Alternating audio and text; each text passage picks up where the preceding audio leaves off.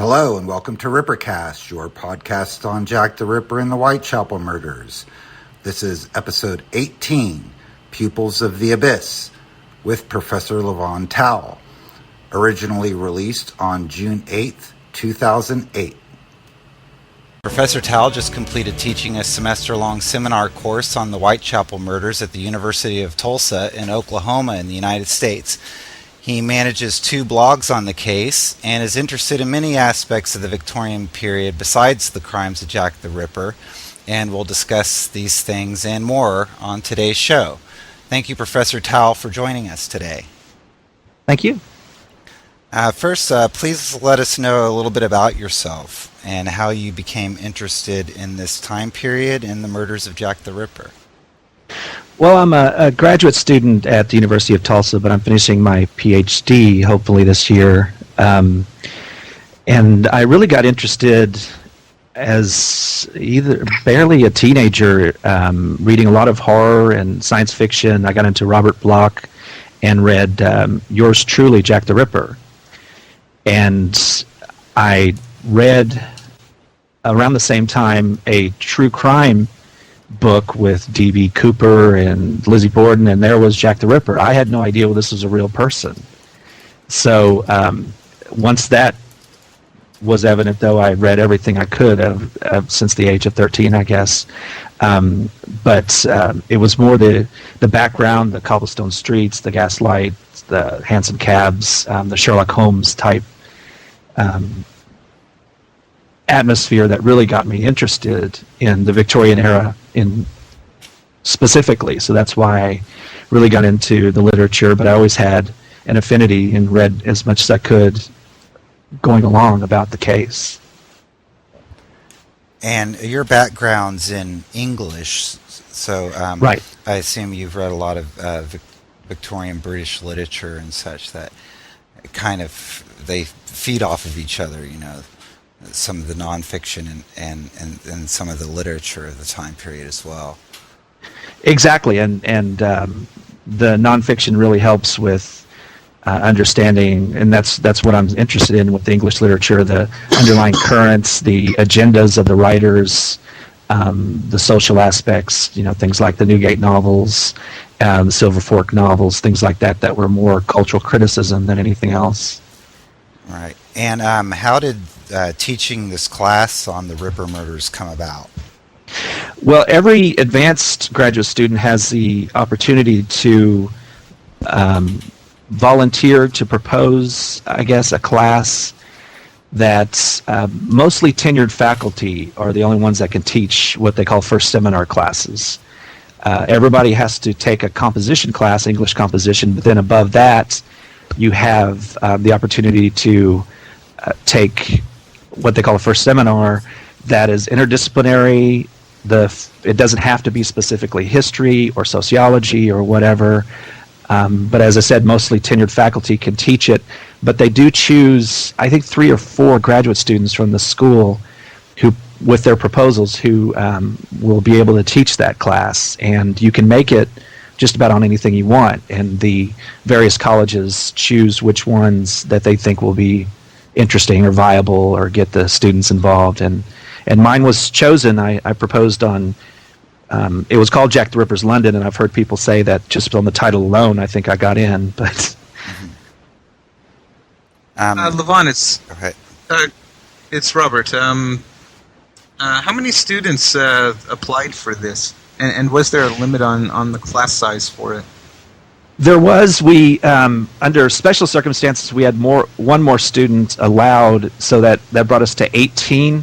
They usually cap it at 17, but I know for a fact there was a waiting list, and just from the people who I'd had in classes before who wanted in, there were at least 40. So we could have done 2 sections of it if we wanted to. Was there any kind of like a parental advisory, for lack of a better term? I mean, some of the material that you may want to present in a classroom setting is pretty shocking. On the description of the class that went out in the catalog, I did say at the bottom that this will include morgue photos and and things like that. And yeah, and that was a worry for the first couple of classes. I made it a point to talk about, we're going to be looking at things, and I want you to look at the books that you purchased for this class to understand that. But it never seemed to be a problem for people. Maybe it's CSI and the rest of those shows, though. Right. And what were the books and the reading material that you used for the course? I used the definitive history, Paul Begg. I made that required, as well as the A to Z. I couldn't make that required because it's just, well, everyone knows. I mean, there's not a new enough edition. Our bookstore had issues, which I don't understand. I can find 50 copies right now if I wanted to, but they couldn't seem to find that many. So I made that recommended, but everybody wound up getting a copy somewhere. The People of the Abyss was required as well, and the Philip Sugden's book. Those were the required ones, and then the rest were materials like the documentaries I showed on the diary, the newest one on the hunt for Jack the Ripper. We watched From Hell and Time After Time. I wanted to do The Lodger, but it became too unwieldy. I didn't want to get into the fictional aspect because I think you can do a whole class on just fiction and Jack the Ripper. So, but those were the big ones. And do you think that you made some Ripperologists out of some of your students, or what's the end result of the students' interests in the case? I think so. There were two that I know definitely were heavily involved with the case before the class, and were just ecstatic that there was such a class. But the rest of them, yeah, of course it was hit and miss, but I do think from some of the comments on the blogs and some of the comments I got from them, my agenda, and this is kind of what they said, was that the context of the case was something that they weren't familiar with, and it made them more interested in the time period and how Jack fit in there, which, as I said, that was my agenda. I loved how they're sort of divorced from reality. Of course, I blame Hollywood in that, but they assumed everybody looked like somebody in a Jane Austen novel, right? And everybody conflates, or at least the students here were conflating Elizabethan and Renaissance and Romantic era and the Reformation, all that together. They just assumed everybody walked around in frilly dresses and went to parties and danced goofy dances, and one student actually said it was like the wool was pulled over her eyes, and she wasn't aware of when we started looking at the pictures from the People of the Abyss, how horrible it was. So that's what I'm most proud of. And what was required of the students, like as far as tests, essays, things like that? What coursework did they have to fulfill? In the first seminar, all we had to do was writing. It's just a writing-intensive course. So I had them write a movie review on From Hell, a movie review on Time After Time, a victim essay, and then the suspect essay and the final one were sort of conflated. I put those both together. And the other writing was participating in the blog. I made them tell me, I asked just several discussion questions. What did you know about the Victorian era before this class started? What did you know about Jack the Ripper before the class started? And then basically they would give a paragraph synopsis of the suspect and the victim as well outside of the papers, and then their final. You mentioned your students' general unfamiliarity with the outcast London of the late Victorian period. How much of the social and political, I mean, you mentioned that you assigned Paul Begg's definitive history as opposed to the facts, so I imagine you got into some of the political and social history that was going on in London at the time. Right. I used the first 2 weeks, and I could see, of course, some glazed looks and people wanting to get straight into the murders. But I used the first couple of weeks to talk about everything that sort of brought the elements that came together to create something like Jack the Ripper and its explosion. Because I said you can't really just look at this as a case. We've had so many killers since then that have obliterated whatever number of victims that you want to ascribe to Jack, and in more heinous ways as well. And so why is this popular? And I said it was the context. We talked about the Reform Acts, the various Reform Acts that gave more people, or men actually, the vote, the Married Women's Property Acts, the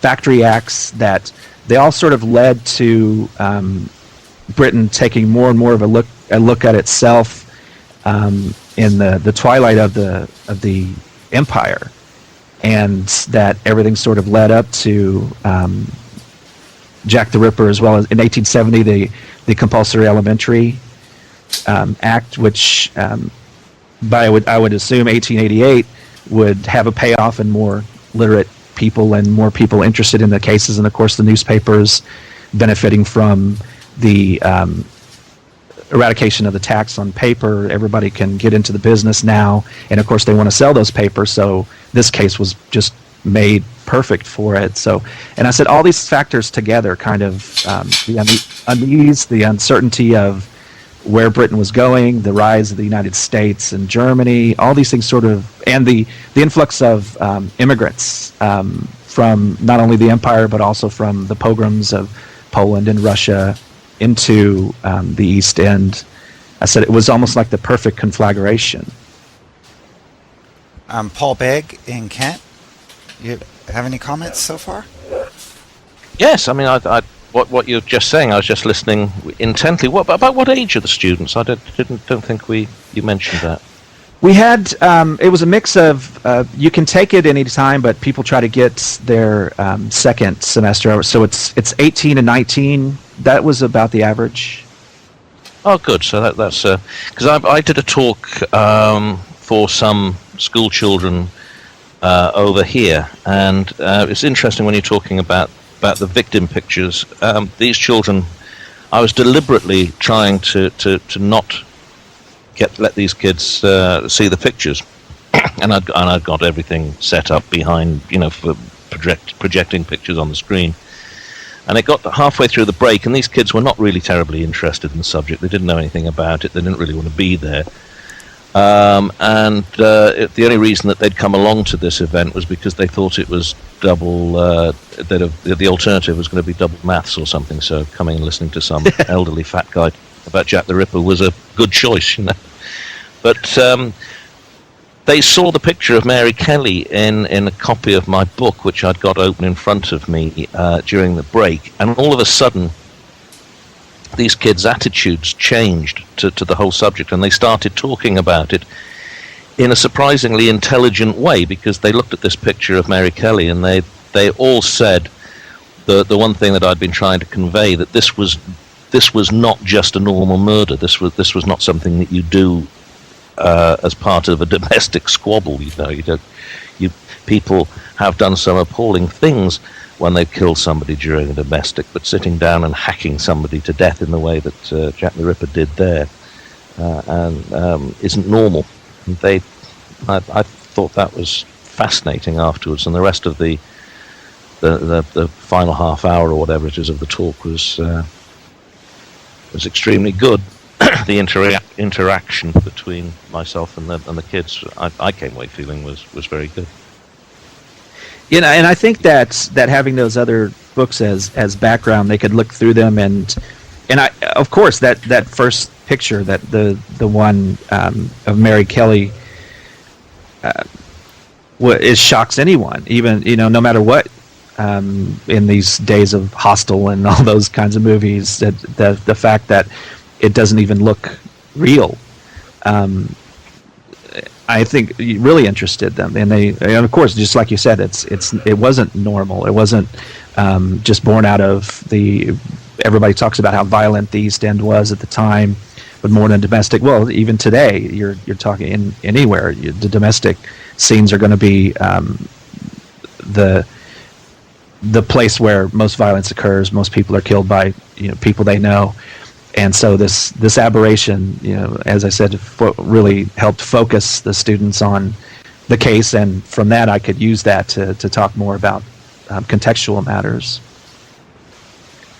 In the Ripper field, Lavaughn, those of us who are part of it, we're constantly correcting each other's works, and sometimes they're common mistakes, and other times it's just mere semantics. But when you're going over the essays of your students, how was it?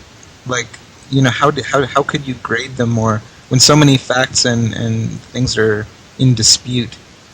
Right, and I really wanted to focus more on organization and just grading it like an English paper. Of course, the facts are going to be important, just like any other citation. But I saw it as an opportunity. As I said, these students are 18 and 19. Maybe most had never, barely just in passing, heard of Jack the Ripper. So to see it as just a teaching moment, where instead of just saying that this is all wrong or you can't just say that, I wanted them to use those weasel words where they say could have been or was thought to and things like that. And if they didn't, just let them know, that these are not, you can't just come out and say that, but it also hopefully would lead them to reading more and doing their own investigation on it, rather than just relying on something that's out of a book, because this is a very obviously fluid case. We're still talking about it, so the more evidence, just don't rely on something that you may have read in Daniel Farson back then, and then find out that it's been definitively disproved up to now. So without getting too much into specifically how I graded this, I just would point that out more than anything. Did you find your students utilizing other sources besides what you had required them or recommended them to read? Yeah, I mentioned Casebook, and then I saw a lot of people would use it. Of course, it's available. It's fantastic, and it's organized in a way that they were able to find things easily. So we talked about, and that was an opportunity to talk about citation sources. This is a little more English side again, and finding things on the web is always hit and miss. So I wanted them to use mostly print sources, but in a case like that was no problem. So, but they would use pictures from Google. You can find those easily as well. I didn't find many who strayed into personal websites, and I didn't even tell them about my own. I don't know if they ever even found it, but other than that, I didn't see anybody who was using a personal website where the facts may be really in dispute. But Casebook, it should be used by students with a warning that sometimes the reception that students get when it's crunch time for their essay is leaves much to be desired. But I was kind of referring more towards other book sources like Evans and Gainey's First American Serial Killer Revealed, or The Lodger as it's called in the UK, the book on Tumblety, or some of R. Michael Gordon's books that discuss George Chapman as a suspect. Right.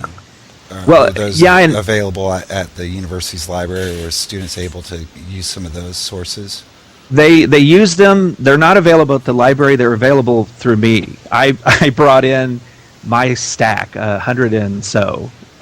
Once we got to where we were specifically going over the suspects and they had to build their case for their final paper, I let them borrow the books on Barry, on Cornwell's book. The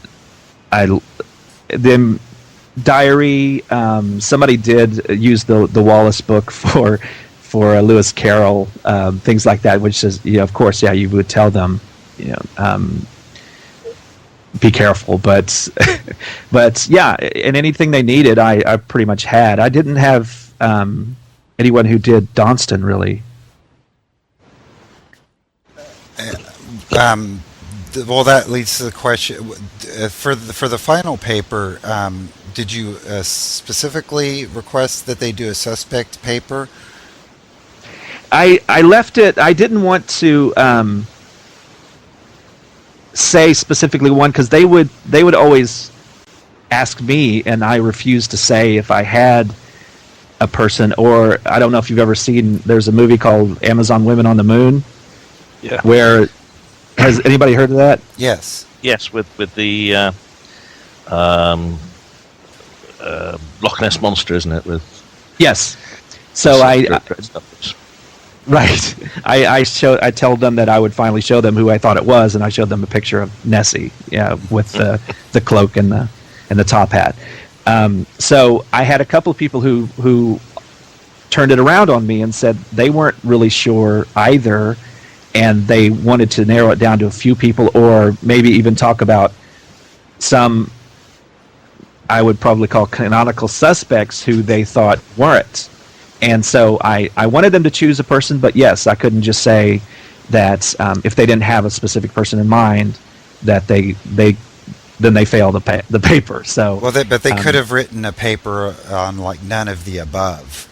Exactly, making the case that it's the unknown local man. Yes, as opposed to a named suspect, which would be my paper. Okay. And circumstances as well. And me too, of course. When you were teaching the course, Lavaughn, did you focus on just the canonical 5 or the MacNaughton 5, or did you expand it to the other victims in the Whitechapel files, the Whitechapel murders file? Yeah, I brought up those. They didn't write about them. I used the canonical ones for them to write their victim papers on. But we did spend time on Martha Tabram, on Emma Smith, on the Thames Torso murder in class, and talked about them. That we didn't write about them, but yeah, we discussed them and whether or not they belonged or didn't belong, and why or why not. But yes, a lot of those, Alice McKenzie and Francis Coles and all those, sure. Right. And besides that, because of course you discussed the case and you've told us about teaching of the history of the time, but did you also get into, like, let's say some of the politics of the time, or even the police hierarchy and things like that? Or was that just too much? We talked a little bit about, I made a point of talking about Warren's position and how tenuous it was, and especially with, I had to go into the riots from the year before, the Bloody Sunday, because I think it is all part and parcel. And also Anderson flitting off to Switzerland, things like that. But that was as much as we got into. We talked more about the development of the detective division and how new this concept was and how uneasy. I would think Britain was with a police force full stop, rather than people who just detected for a living. But that was as far as we got into the specific political situation of the police. Did you find at the end of the term your class, or the majority of the 18 students, coalesced around a specific suspect? Or yeah, Kosminski, and and I heard on a previous podcast about and Paul saying that he's sort of the I guess the number one person now. I think the FBI, that mock profile that they did, which named him, helped a lot toward that, though. But Kosminski was by far the person that most people.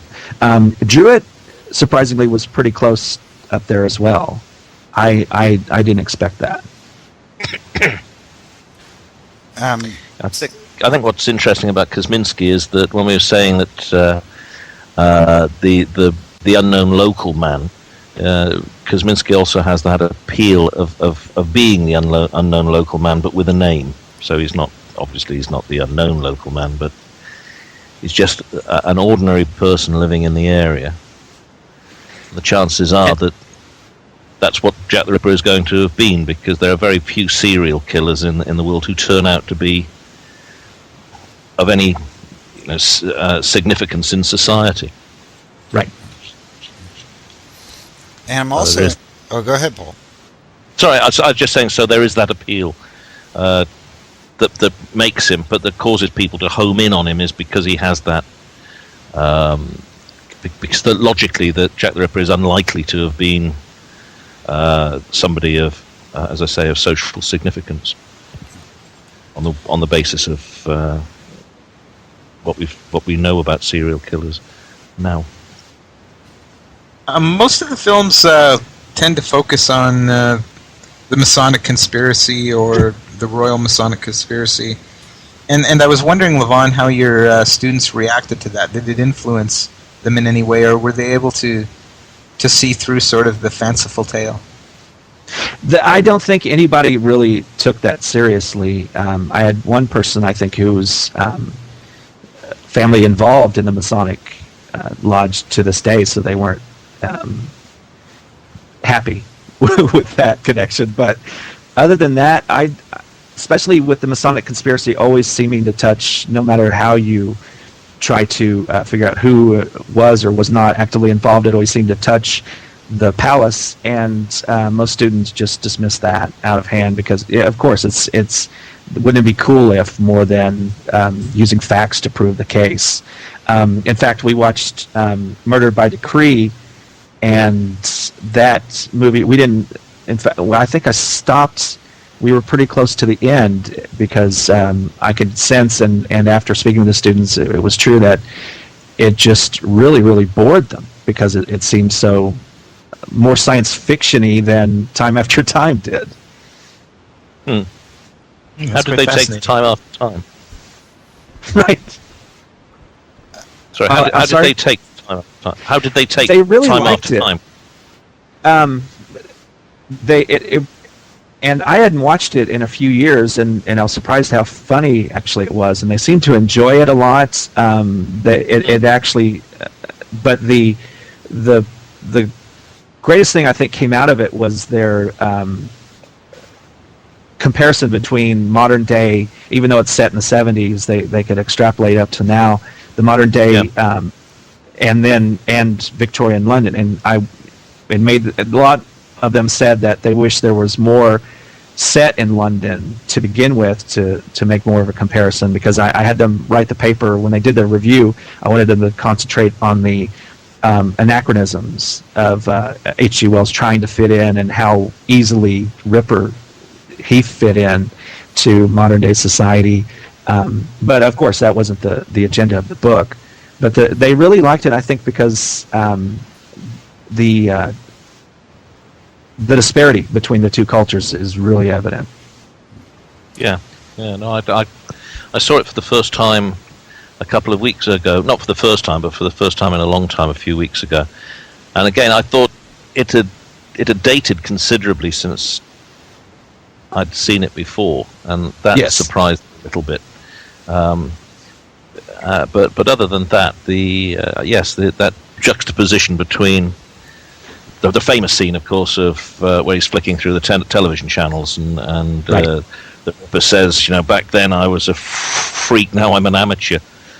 That still brings home the whole point of the film, I suppose. Mm-hmm. Now, did you teach the class like chronologically, I assume you may have done that through, like starting from the beginning and going all the way through, and then, I mean, how did you organize it as far as with the murders and then the suspects or? Right. What I did was I did teach. Once we got into the crimes, I spent a couple of days just going over the crimes and not specifically talking about the victims.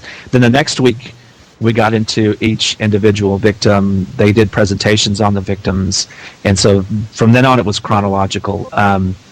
Pizer was the first suspect, and then there it was. Then the rest of them, I let them choose who they wanted to do, and we sort of patterned it that way after that. But I thought Pizer was important to be first because that brought up a whole lot of other issues. Right. And back to movies real quick. So I assume some of the people in your class had seen From Hell before taking the class, just because it has Johnny Depp in it. And what was their reaction to From Hell after, knowing what they learned in your class about the royal conspiracy theory, and did they enjoy From Hell as well the second time as they may have seen it the first time? I don't think so. I think they saw a lot of the flaws because we had just done People of the Abyss, and I said the most important scene in From Hell to me is when the prostitutes are leaning on the rope at night, right? And and it breaks when they're trying to sleep. Yeah. And they said they had seen it, and that really didn't make much sense to them, but then they just forgot about it. And then after seeing the People of the Abyss and how people actually had to pay to have a place on the rope, to have a place to sleep, it brought it home to them, and then Heather Graham, how she looked, and Johnny Depp, how he looked, and the interaction between everyone, it seemed a little false to them after reading more about the case. And also seeing how this is. Go ahead, Robert. Please. No, continue your point because I had a separate issue to talk about. Well, I was going to kind of change as well, but seeing how these are American students, what were their reaction to a suspect like Tumblety, who's one of the more colorful of the suspects, but they, like you said, they coalesce around Kosminski. Right. I didn't see. We talked a little bit about the American connection, and I had one person who did Tumblety, and then Chapman, who spent some time here, and Thomas Neal Cream. And it seemed like the consensus was that America was this burgeoning country and sort of the new kid on the block, but getting very, very powerful. So it was just the thing to do, to not only accuse upper echelon people in Britain, but also to try to drag an American into it because of the potential audience. So I don't think anybody ever took an American seriously as a suspect. Oh, so they kind of recognized it almost like as another scapegoat. For instance, the accusing of it can't be a normal Briton who committed this crime. It has to be a Jewish immigrant, or it has to be someone from the royal family, or it has to be an American. That kind of angle, huh? Exactly. That's interesting. And especially with the newspapers in New York, especially belittling, because we talked about that, where I think in one of the documentaries, a New York newspaper says that the London detectives must be the dumbest on the planet, and right. And that was the chief of police of New York City had said that if Jack the Ripper had ever come over here, he would be caught in no time. And Thomas Byrne made that claim, yeah. And so it seemed like blaming Tumblety or any other any other person with an American connection seemed like a vengeance for that type of attitude. All right, Robert. Yeah. In the Ripper field, it's predominantly male, and I was just wondering what the makeup of the class was like in terms of the male-female ratio. It was more female than male. I was interested in that. Yes, and in fact, the two that were already familiar and read a lot about the case were women. And yeah, of course, I was pretty surprised by that. But that's also good to hear. Yeah, exactly. And I think that, which kind of leads back to what I look for on their papers, that the more people interested in it and what makes a person like that, the better. Not just a mystery to be solved or a prurient interest in a crime. And I think this is evidence that we're getting more of a cross section of people interested in the case for whatever reason is great. All right. Paul, you? The question I was going to ask was just asked. I was interested in the breakdown from the male-female area, because one of the strange things here is that you get these True Detective magazines, and they invariably had some half-naked woman on the front in a bondage situation or whatever, right? And that they look rather prurient. Their biggest readership is women, and they are placed, if you go into the bookstores, those magazines are placed closer to the women's section of magazines than to the male section. And so it's quite interesting that the readership of this stuff is largely women. And it was thinking about that got me to thinking that maybe one of the things that's behind Jack the Ripper that's so interesting is because he was never caught, and because of the status that he obtained in at the time, is this image of the lurker in the shadows, as I call him, this unknown entity, the thing that appears when you were a kid and you went to bed and they put the light out, and suddenly between the wardrobe and the wall there was some monster would appear. But Jack the Ripper is a reality of that, and I wondered sometimes whether really people become interested in this because they want to shed some light or get some understanding on that, and of course a lot more women would be concerned about that sort of thing than men would, and so I wondered if there was a sort of subconscious interest in reading about these sort of crimes among women, largely as an effort to try and gain some clues as to what sort of person it would be. Right, that's a good point. In that true crime books as well, and even I would venture to guess the demographic of the people who follow modern true crime cases, like Scott Peterson here in the United States and stuff like that, seem to be predominantly women, I would say. But on the other hand, you're right in that. And I mean, Robert's point's well made also, that on the flip side of that, you have this almost a stereotype, I would guess, of the Ripper community being a male-dominated community, and we're only interested in this case because it involves lurid, prostitutes and serial killers, or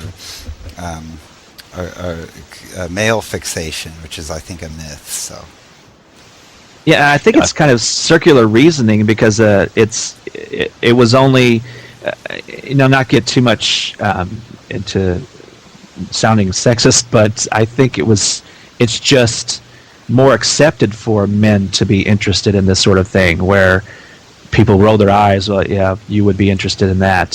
So if women seemed to be, they were conditioned, I guess, or it wasn't as socially acceptable to be interested in something like this. Of course, one of the things that you've got is that virtually all the, well, I don't want to use the word best, but leading crime fiction writers tend to be women. Yes. And I know hard-boiled crime tends to be written by men predominantly, but crime most of the great literary detectives, Conan Doyle being an exception, of course, and Sherlock Holmes, but most of the great literary detectives or crime investigators tend to be created by women, which is interesting. And go ahead, Robert. Well, let me finish this one point. Sure. And that leads me to this kind of the surprise in how readily your idea of teaching a class on Jack the Ripper was accepted by your university, which is a private, if I'm correct, a private Christian college, or? It had Episcopalian roots, but those roots are grown over. It's now more of like a liberal arts school? Yes, right. It's still private, and it has that tradition. We have the Newman Center there and the Sharp Chapel, but I've never run into any sort of I don't want to say censorship, but I guess it would be. I've never run into what we could or couldn't talk about, could or couldn't teach, could or couldn't say in class. But were you surprised that when you presented this as an idea for your seminar, that it was approved? I was, for a couple of reasons. I again, they give it to just a couple of people, and I know that there are people who are interested, I think, in the history department, interested in the era that could have done this. Maybe I was really thinking maybe somebody would just take the idea and run with it, and also to focus as an English student on more history and a specific case. I was surprised that they went for that. Sure, but we have. The Darcy O'Brien, the crime writer, was from TU as well. So I think we've got a pretty good history of being steeped in true crime culture there. Yeah, one more. I don't know Sure. how. Maybe how many classes like this are taught around the country. I here locally at Washburn University in Topeka, there's a class that deals with late Victorian British history, as similar to your class, where it's cross-referenced, where English students or history students can take it as one of the requirements. And this professor teaches the Ripper case, but as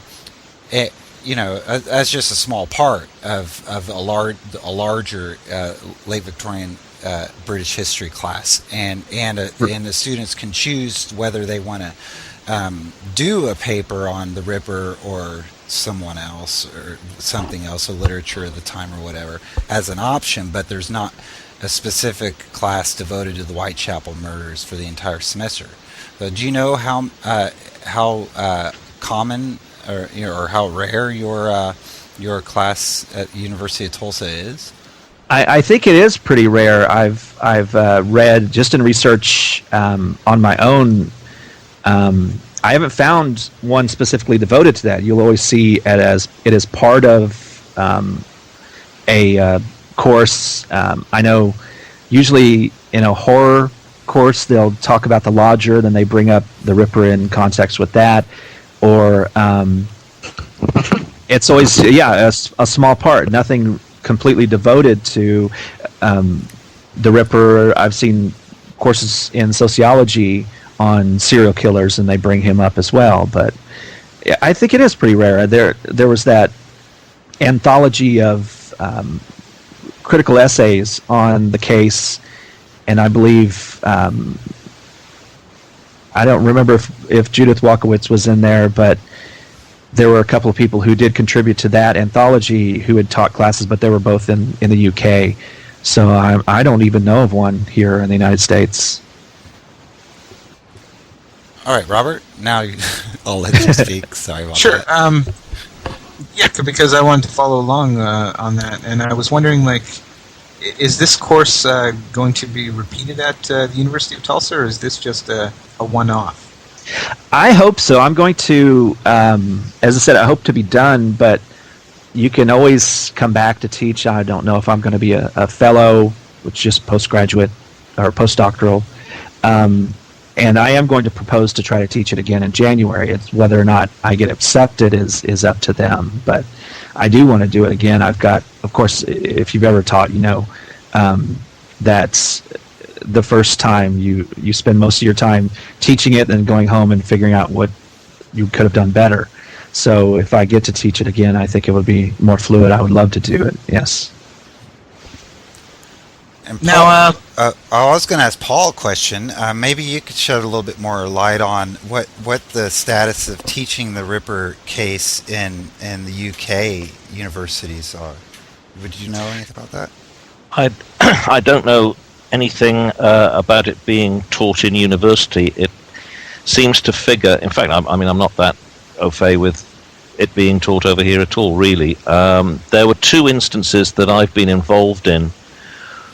And I believe that it is part of the national curriculum in the same loose sense of just trying to use it as a hook to catch the attention of children, but not the older students of the 18-19 age group.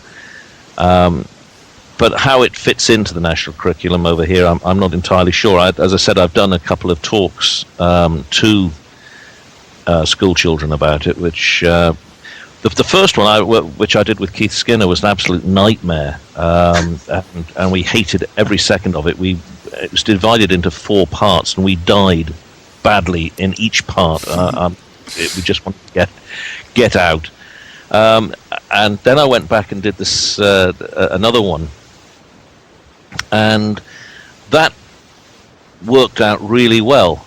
And I came away feeling the same kind of feeling that I guess a teacher must feel when they've taught the class. And I came away feeling quite elated because I felt that I'd made a connection, and that was fun. But I don't know the extent to which it figures in education over here. I think the Ripper itself. I don't think Jack the Ripper, who's sort of mere blip on the radar screen of history, really, and in broad terms, it wouldn't even merit a footnote. But when you start to look at history in greater depth, and you start coming down into the smaller events of history, then I think Jack the Ripper does become very important, because there were so many things happening in the run up to the 1880s that decade was extraordinarily complex with the number of changes that were going on, and people weren't used to change back then. So the impact on them, whether they were aware of it or not, must have been quite considerable. They would have seen between 1850 and 1900, say, they would have seen an enormous number of changes, and it was all fairly scary because there were social related changes in the main. So it's a good teaching tool, really. And for English kids, it's already there, because from Phil Hutchinson, who's told us that on his tours around the East End, he's many of time taken school groups around, and he's not the only one. So the history is actually right there. Yes, it is. Unfortunately, the attitude of the council, for one reason or another, is such that now virtually anything that you wanted to see that reminds you of that period is now going or has gone. There are very few. I mean, none of the sites can you go to now and it give you any kind of real sense of the period. I'm often very conscious sometimes that I walk down somewhere like Bucks Row, for example, and I'm not seeing what's there. In my mind's eye is the photographs that we've all seen, but I'm looking at Bucks Row as it was in 1888, not as it is now. But of course, if you're not immersed in it, then you don't do that. So you're just walking down a boring modern street. And Lavaughn, you must have you had mentioned at the beginning that I believe you said you titled your class Jack the Ripper's London. So So you must that your students must have discovered right away that it was more of a history class, and that they were going to be learning the social and political and cultural history of the time, and not just a class on a serial killer, but much more, right? Oh, exactly, and that's why I did that. I didn't want to say the crimes of Jack the Ripper or the case, because again, I don't think that would have passed as well. I don't think that proposal would have passed because what about it? I mean, of course, it might be interesting to the students, but they may not have seen the educational benefit of that. But by incorporating the context, I think is what made it a viable class. And going in, because you've told us about your interest in other Victorian crimes, I was wondering if your students shared that or had some knowledge of other Victorian crimes going in. And I'm thinking specifically of high-profile cases like, let's say, the Lizzie Borden case, or Florence Maybrick, or H.H. Holmes, or other things like that. I would bring up some people. I don't think that many knew who that was. In fact, I started to feel a little old because they had to be told who Jeffrey Dahmer was. So, wow. Jack the Ripper is a name. I think because of that name, they had a sense. What I did with the first class was I stood up there and I said, and I brought some things with me, some props. And I don't know if you've ever seen the McLaughlin doll of Jack the Ripper. Yes. With I don't know if it was the McLaughlin or the other one, but it has the top hat and not the one where he's looking around the corner, but the other one with the top hat and the cape and the bag and the knife. And I had that with me, and I asked somebody to describe Jack the Ripper to me. And they said the top hat, the cape, the Gladstone bag, the knife, and then I put that up there, and they all laughed. And I said, now, we all had a sense when we said Jack the Ripper, everybody thought they knew who he was. But I said, who was he? And they said, he was a doctor, wasn't he? So that was the extent of it. But yeah, talking about H.H. Holmes or even Deeming or Thomas Neal Cream, no, they weren't aware of that. They are fairly obscure figures, though. not to me. Well, True, no, yes. but I'm surprised by Jeffrey Dahmer because, as you say, it makes you feel very old because you grew up as those things were, or at least I grew up when those things were happening, and so you were aware of them, and they seem to be part of your being. I had the same sort of experience once when I rather excitedly showed a photograph to somebody of a young Wyatt Earp, which I'd never seen before, and he said, "Who was Wyatt Earp?" And I was growing up in the 1950s with westerns on the television. You couldn't escape knowing who Wyatt Earp was. Right. It's horrifying to find people don't know who these people are, but yes, the others are fairly obscure. Lizzie Borden is quite an interesting. Right. Yeah. Exactly. I've really been interested.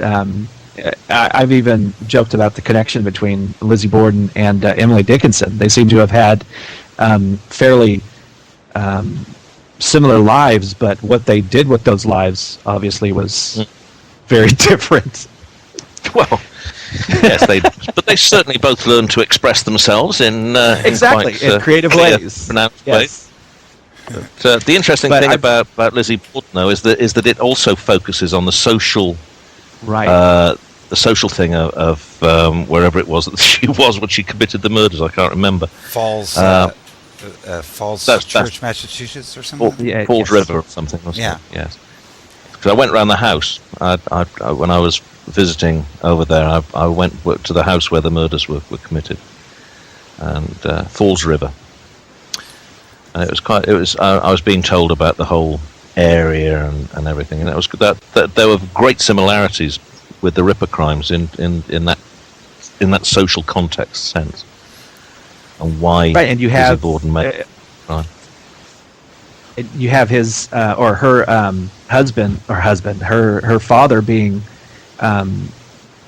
so well off and the family so well known that this is a case that if, of course she was acquitted, but this is a person who you couldn't believe would commit that kind of crime. So, yes, it was, but it was quite fascinating.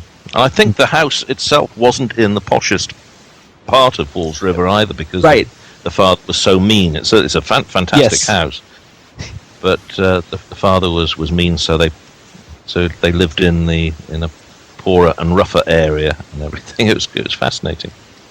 But getting back to even the crimes that I thought were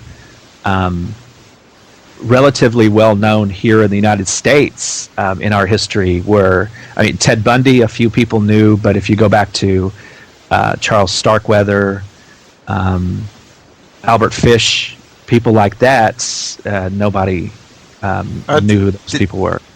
Did they know of Zodiac? They heard of it, but I think it was the movie that helped them with that. Right. Well, the Lizzie Borden case is similar to the Ripper case, just because of the avid research that goes on both sides of the Atlantic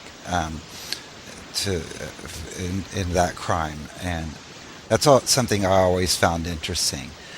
Was you can have 80% of the public are believing that she was guilty, but at the same time, you have this niche culture of people who are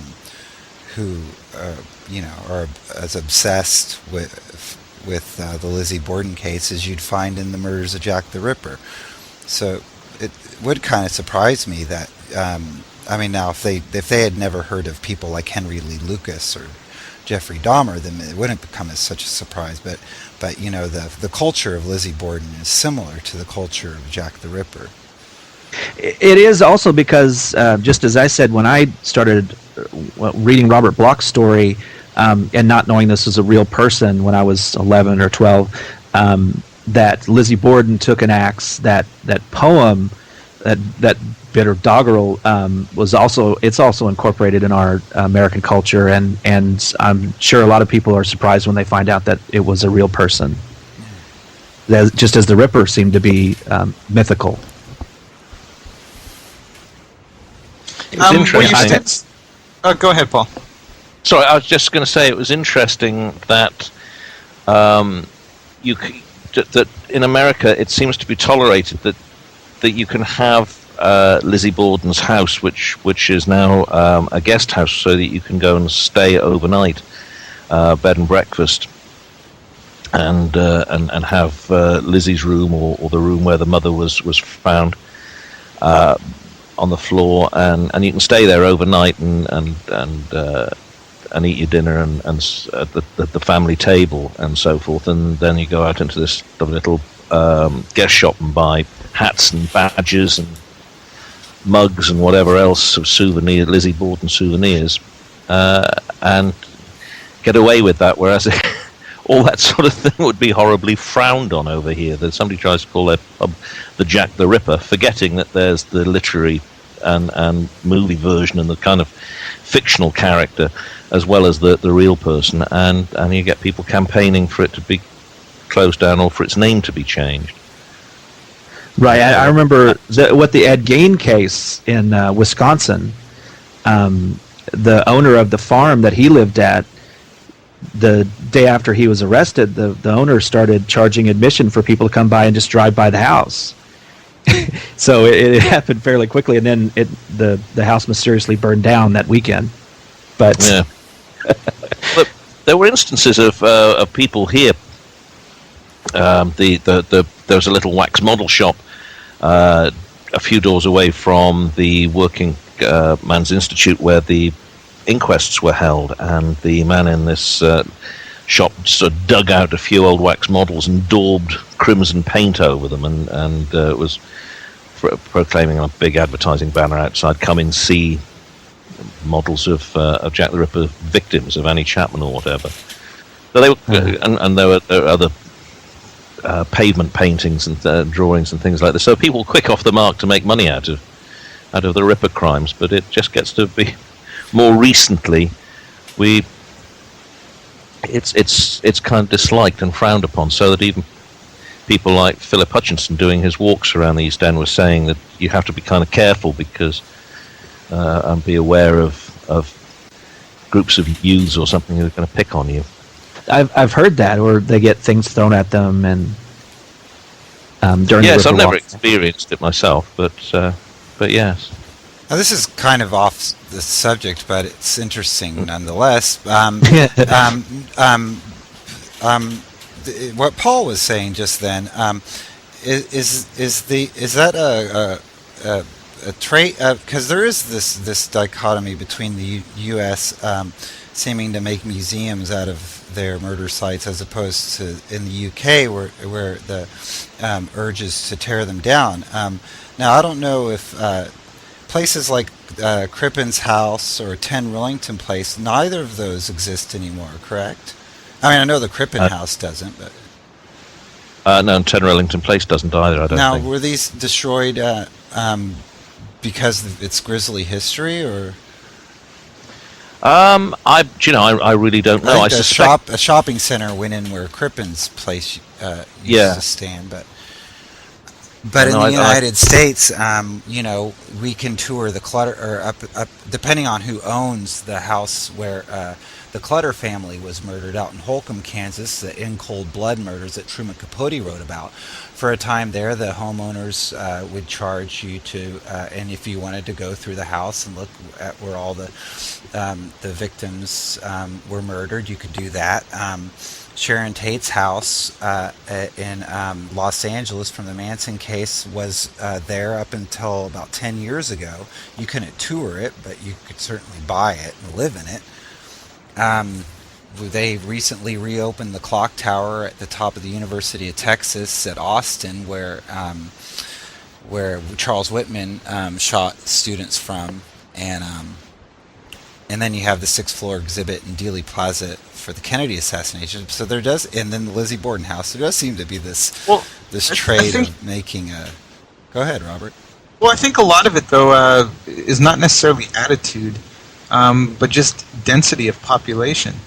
If you look at a city of like London, it's constantly evolving, and they're tearing down older buildings for modern ones, because they need to make room, sell them, put more people in them. Yeah. Exactly. Whereas a lot of the American sites you don't have to do that with, unless you're talking about cities that are densely populated, like let's say New York City and things like that. I think you'll find that historical crimes in any place that is densely populated have mostly been bulldozed or changed over the years. Right, I guess that is true.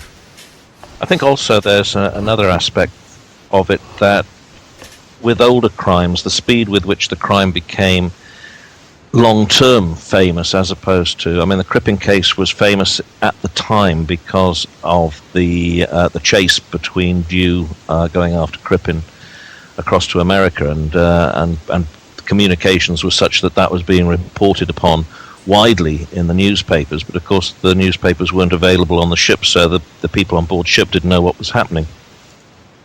And it was a celebrated case because of that and afterwards, but it took some years, I suspect, before Crippen, because basically the Crippen case was just a sordid domestic murder. There wasn't anything really remarkable about it, and it would have taken time for Crippen's name to have gotten up there along with Jack the Ripper as being one of the real big-time baddies of true crime. Things move a lot faster these days, so people, it's like the Truman Capote thing, in cold blood. You can understand why people would want to go around and see the site and see where the thing had happened, so because it makes it more easier to relate to what you're reading, and so they become famous far more quicker these days than they did in the past, or quickly. Right. And Robert's point is well taken about just the need to expand and put more people in the sites. But I do wonder if there's a little bit of a American.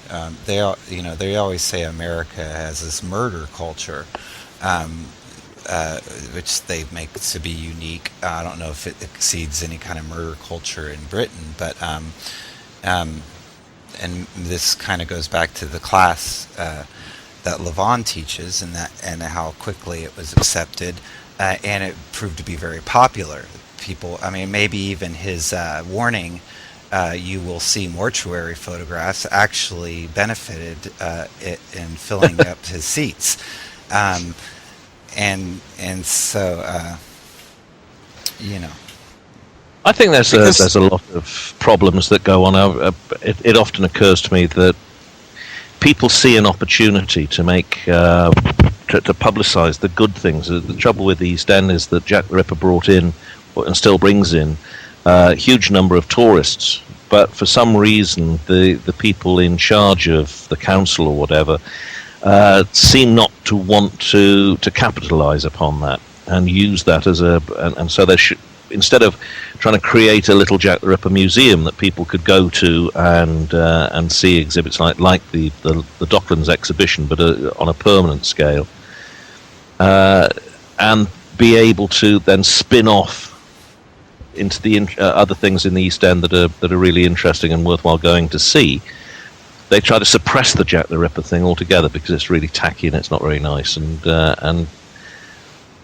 don't utilise it. Whereas other people, of course, who are a bit more entrepreneurial, don't mind making money out of something that's tacky, will go ahead and do that. So it's like going and seeing Dracula museums. I don't see what the difference is in that, but people abroad tend to do that. There's a bar in Germany, for example, called Jack the Ripper's London Tavern, and yet over here we can't have Jack the Ripper's pub. Seems without people complaining. Yeah, because the 10 Bells was renamed that for about 10 years, wasn't it? From about 78 to 88? Right. Yeah. Before they had to change it back. That's right, I remember it as being the Jack the Ripper. I had a pint of beer in there once. But, this is just strange, but don't want to utilise these things and make something out of them. It's almost as if it's not thought to be the done thing. Whereas America seems to make as much as it can out of its history and of what's going on. Or so it seems to the outsider, anyway.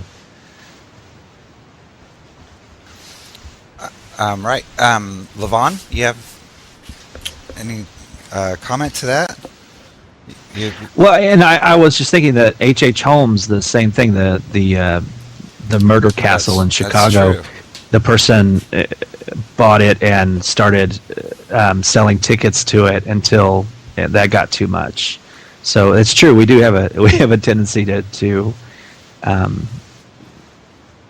don't know if it's just the entrepreneurial spirit overrides any moral concerns right away, or you just do it until somebody kicks you out. I'm not sure there's these moral issues actually come into much, because what we're It always kind of irritates me a little bit where people say, "Oh, well, interest in Jack the Ripper is really tacky, and it's just encouraging this, that, and the other, and so forth."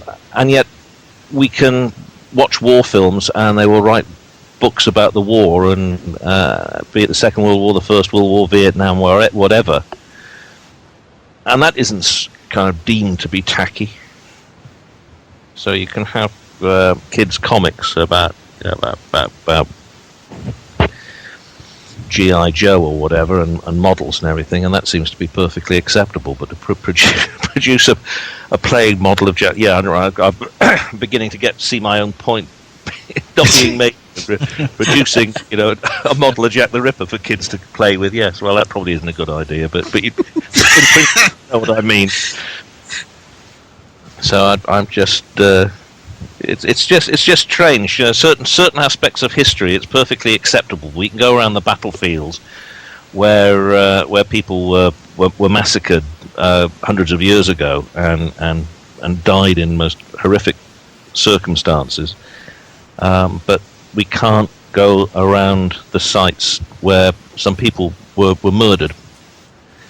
It seems kind of odd, that, to me.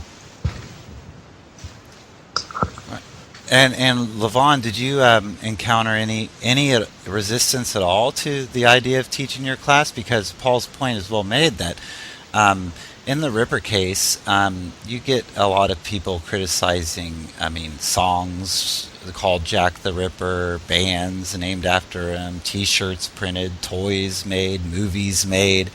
I mean, there does seem to be this kind of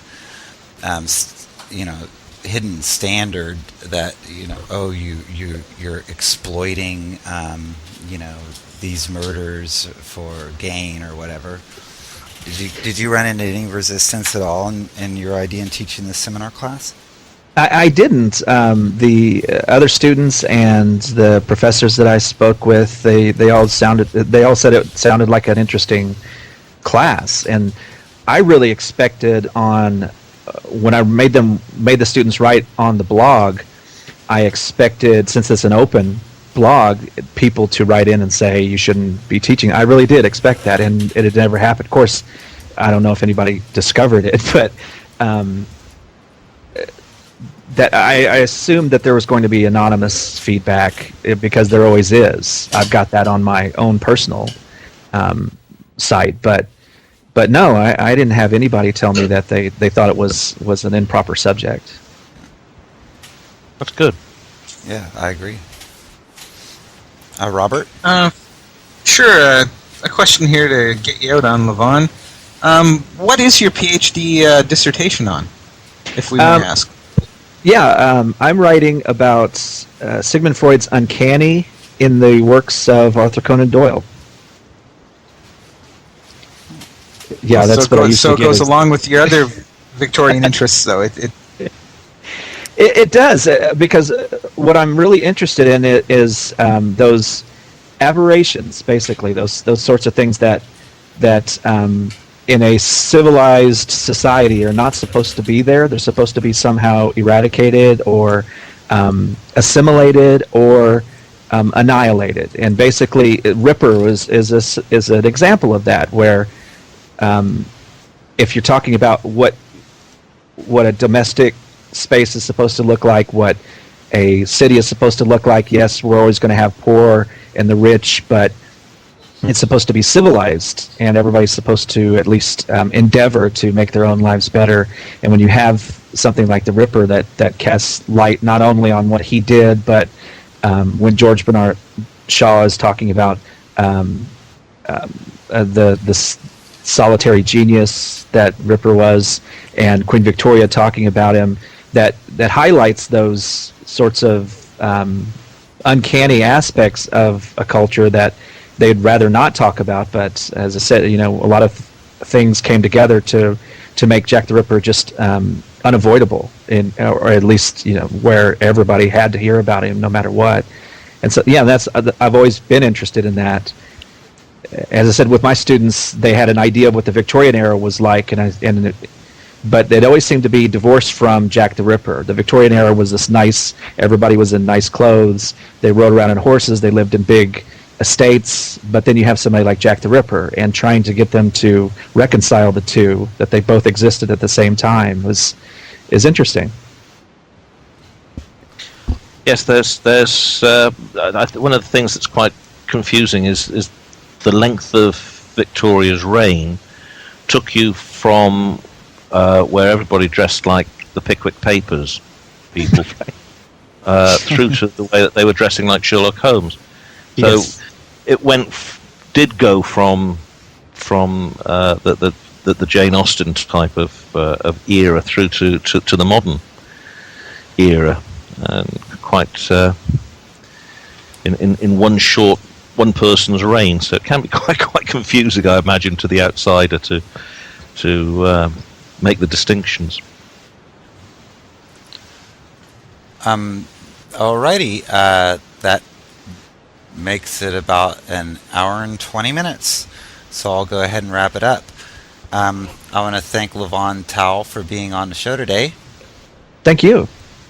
And it was very interesting hearing about your seminar class. I hope that you can repeat it, since it's an important aspect of British history, I believe, that encompasses many aspects, social and political, and like I said earlier, not just about serial killers. Right. And say hello to your students for us as well. I will. Thank you very much. And if they're listening, hello out there. Hope you got an A in the class. You have been listening to Rippercast. This was episode 17, The Pupils of the Abyss. Our special guest was Professor Lavaughn Towell from the University of Tulsa in Oklahoma. And we also had Paul Begg in Maidstone, Kent, Robert McLaughlin in Edmonton, Alberta, Canada, and I'm Jonathan Menges.